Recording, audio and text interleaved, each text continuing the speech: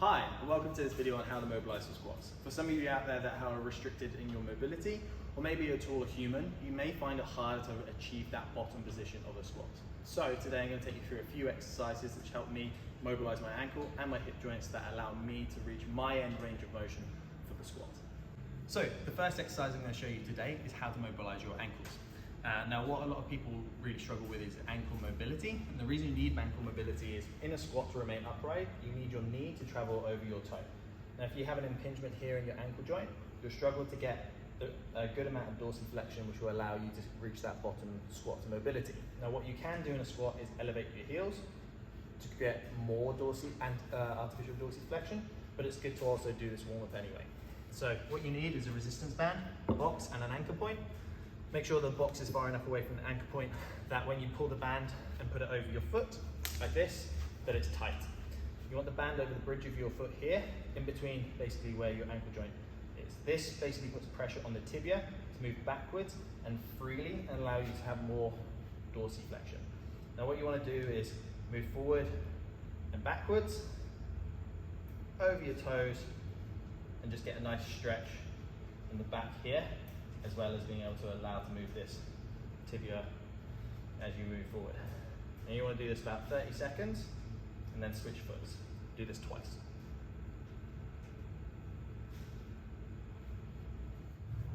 So the next thing we're going to do is hip swings to mobilize our hip joints. Now I prefer dynamic stretching prior to working out. I prefer static stretching post-workout. The idea is that I want to increase my range of motion, and dynamic stretching is better for doing that and getting blood flow to the area that we're trying to stretch. So what you need is something to stabilize you, really simple, and a bit of space. And then what we're going to do is stand upright. First I like to swing abductions and adductions, so laterally, and then I'll turn and face and I'll do front and rear hip swings. So what you want to do is 15 on each leg in each direction. So that's 1, 2, 3, okay? The goal is that you're wanting to create greater range of motion with each swing. Just push that a little bit further. You should feel the stretch here in your groin on the way up, and a little bit in your glutes on this way as well. Next, facing forward, both hands on the bar, and you want to keep your core pretty neutral. You don't want to be swinging with your leg. You want the stretch to go through your hip, not through your back. So core tight, hold on, stretch your hamstrings, and then your hip flexors.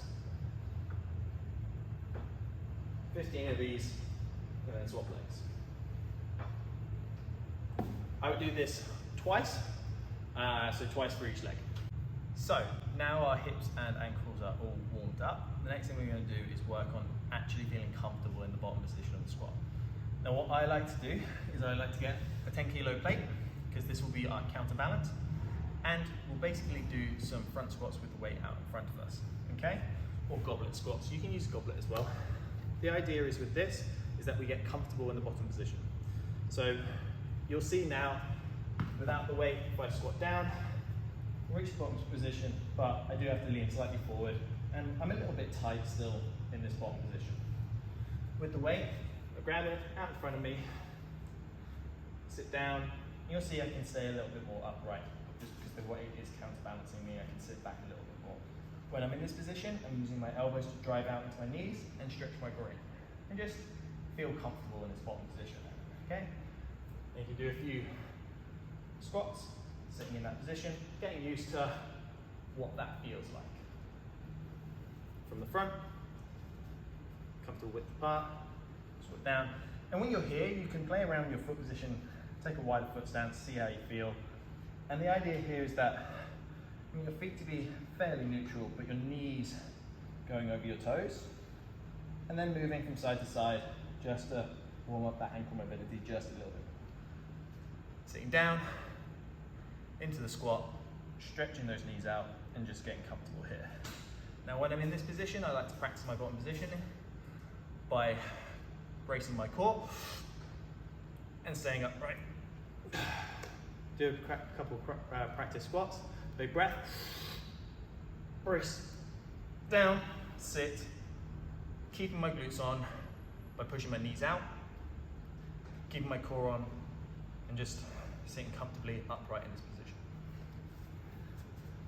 A few more of these. comfortably, put the weight down, and you can see I'm sitting in a much better position for me. Now, not everyone can go arse for arse. My hip structure, I've got very deep hip sockets, so I will struggle to get arse for arse. Not only that, but I have a very long femur here, which changes my biomechanics, makes it very difficult to remain upright with an arse for arse position. My body weight basically is too far over my bum and I'll fall backwards. So I need a forward lean to keep my center of mass over my ankles. So now you're all warmed up, your ankles are warmed up, your hips are open, and you've practiced your bottom squat positioning. The next thing you need to do would be setting up for the squat.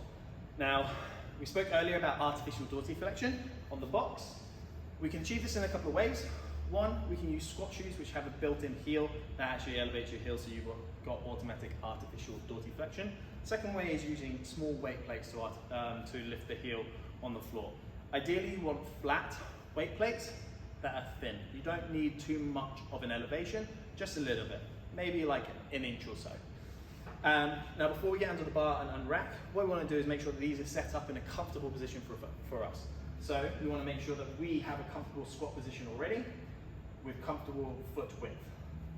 Practice that position, make sure the plates line up with it evenly, yes, and you also want them just far enough away from the bar so that when you unrack you're not going to trip over them, but not too far that you're walking a mile to go get them and you're wondering where the hell they are. So then once you're in that position, you want to set up and just make sure that they are comfortable, that they're not too wide, and you want to practice that bottom positioning. You want even weight distribution over the ball of your foot and the heel of your foot so that your center of mass is over your feet equally. From this, you want to make sure that your knees are always turned outwards, like screw your feet into the floor so that your glute med are on and stabilizing your pelvis. In this bottom position, you want to make sure your lower back is neutral, so keep those glutes on all times. If you relax the glutes, you'll notice that I go into lower back rounding, which is called butt wings, where the pelvis tucks under. This can actually cause a lot of aggravation on the lower back. So we're going to keep those glutes on, neutral position. This is the bottom of our squat. Now I've practiced that and I feel comfortable, I'm ready to go for the bar.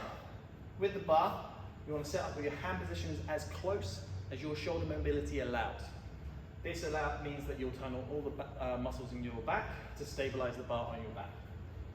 Grab with both hands, line up with the center of the bar, under the bar, and line it just on the top of your traps. Now, it is like wedging yourself in. It's absolutely fine. The tighter you are with the bar, the more stable it is. Okay? Pulling the bar onto my lat, onto my upper trap, step back, and find your foot positioning. From here, big breath, and then squat down with your knees out. Practice this for 4 or 5 reps, taking it nice and slow. The slower you are on the descent, the easier you are able to correct your form. Sitting in that bottom position will make you more and more comfortable with it. The more and more comfortable you are, the better you get. A few more reps of this, just making sure you're staying upright, and then re-rack. Now, although I was talking whilst doing my reps, when I'm working with weight or the bar, I want to take a big breath for the entire rep and hold it for the entire down and up positioning, okay? All the way through every single working set to teach yourself good form. This is how you mobilize, warm up your hips, ready for squatting. I hope this video has been a lot of help. I'm out of breath. Let me know if you have any questions in the comments.